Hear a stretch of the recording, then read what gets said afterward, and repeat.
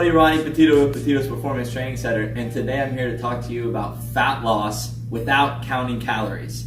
So I'm not saying it's a bad thing to count calories. Actually, I'm actually thinking that you should count calories, especially if you're new into this and you have no clue where you're at. You should take 30 days, if you've never done it, and count your calories. Just see where you're at, see if you need to intake more calories, see if you need to intake less calories, and you'll get a good depiction on where you're at, whether you're trying to gain muscle or lose fat. But today we're talking about fat loss, and I'm saying without counting calories because I don't think personally that you should have to sit there and count calories every single day.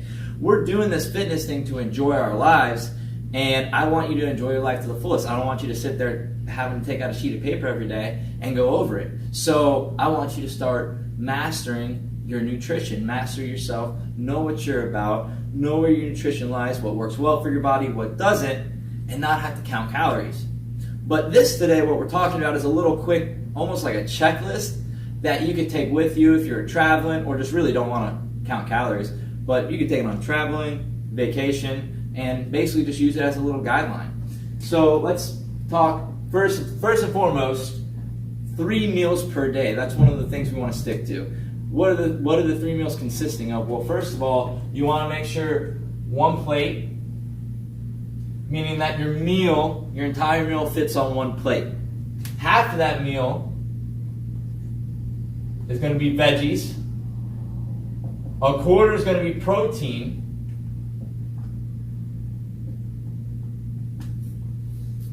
And the rest is going to be carbs and fats. Of course, you want to stick to complex carbohydrates, whole foods. We've already talked about that plenty of times with our nutrition. To the best of our ability, food as close to nature as possible. Next, obviously with 3 square meals a day, we got to have a couple snacks a day, keep that metabolism burning in order to incur fat loss. So 2 snacks per day. What are we looking for? Well, we want to make sure that it just fits. We want our snack to fit in our palm, the palm of our hand, and be in the form of a fruit, a veggie, or a protein. So, pick something healthy, something you like, and stick to it.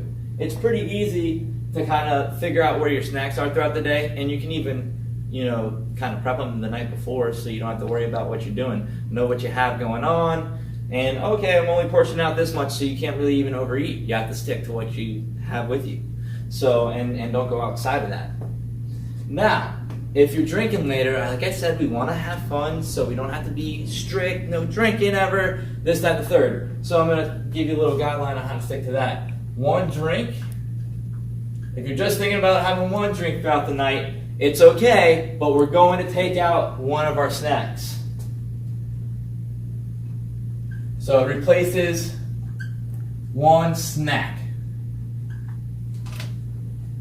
Now, 2 drinks. We're going to have 2 drinks that night. Okay, once again, we're just going to replace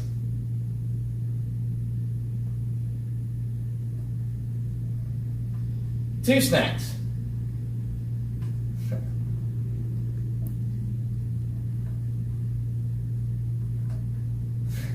And if we're going 3 drinks plus, well, basically all I can tell you is have fun, because we're probably not going to be in a calorie deficit, and at that point in time, we're probably not going to care how many calories we're putting in anyways. So have fun at that point in time. But if we're really sticking to our diet, there you go. Now, some extra tips to kind of take with you. Extra tips to kind of go with your fat loss and counting calories.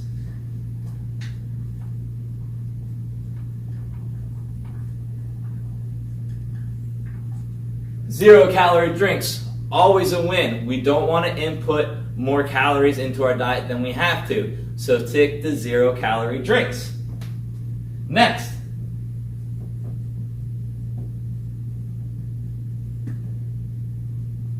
We have to pay attention to our dressings and sauces. We can't overload with our dressings and sauces, and we also want to see what's in them, what they have in them, make sure that it's actually somewhat healthy for us, and if it's not, to make sure that we're only putting, so much on it. And last but not least, stop eating when full. Simple thing, we're not supposed to eat past the state of uncomfortability. We're supposed to be comfortable.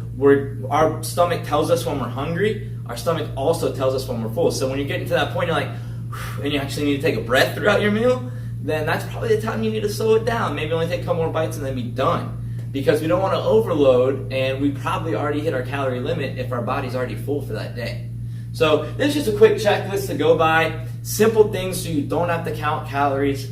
And I'm telling everybody, it is good to count them. Know where you're at before you start this maybe, but you need to make sure that you can master your nutrition a little bit so you don't have to count calories every step of the way, so you can have fun on your fitness journey.